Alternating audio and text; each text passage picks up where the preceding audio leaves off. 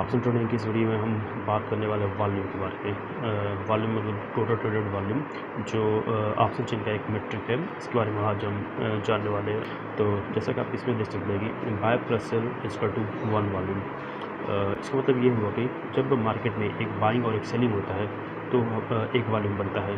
मतलब ये हुआ कि जब कोई मार्केट में कोई बायर होता है, जब वो एक कॉन्ट्रैक्ट को ख़रीदता है और दूसरी तरफ जब एक सेलर कॉन्ट्रैक्ट को सेल करता है, जब दोनों का कॉम्बिनेशन हो जाता है, मतलब एग्जीक्यूट हो जाता है, सेलर का सेल हो जाता है और बायर का बाय हो जाता है, तो वहाँ पे एक वॉल्यूम बनता है। नीचे देखेंगे जैसे one buyer plus one seller equal to one volume.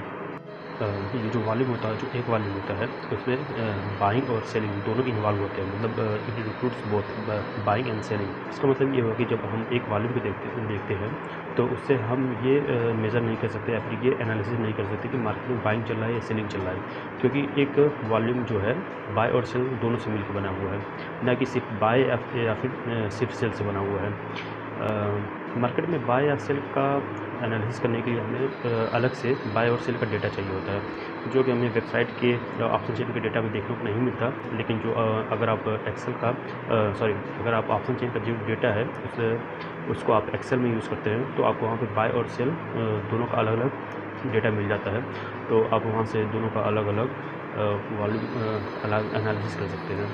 वहाँ पे आपको तीनों अलग अलग मिल जाते हैं, वॉल्यूम का भी अलग मिल जाता है, बाय और सेल क्वांटिटी का भी डेटा आपको अलग अलग मिल जाता है। तो कहने का मतलब ये है कि सिर्फ आप वॉल्यूम को मत देखिए, क्योंकि वॉल्यूम में आपको पता नहीं कि बाइंग है या सेलिंग चल रहा है, क्योंकि इसमें दोनों है, बाइंग और सेलिंग दोनों है। इसके लिए आपको मार्केट में बाइंग या सेलिंग चल रहा है, उसके लिए आपको अलग अलग डेटा चाहिए होगा, बाई और सेलिंग का अलग अलग डेटा चाहिए होगा, तब आप जाके पता कर सकते हैं कि मार्केट में बाइंग या सेलिंग चल रहा है। क्योंकि जो वॉल्यूम है उसमें बाइंग और सेलिंग दोनों चल रहा है, और जब ये दोनों एक साथ होते हैं तो एक वॉल्यूम बनता है। मार्केट के मूड को एनालाइज करने के लिए हमें बाय और सेल का जो डेटा होता है वो भी चाहिए होता है। इसके लिए मैं सजेस्ट करूँगा कि आप ऑप्शन का जो डेटा है उसे एक्सेल में यूज़ करिए, या फिर जो एनएससी का जो एपीआई है उसको यूज़ करिए। वहाँ पे आपको वॉल्यूम जो टोटल वॉल्यूम है उसका भी डेटा अलग मिलता है, और जो बाय और सेल का जो डेटा है वो भी आपको वहाँ पे मिल जाता है अलग से।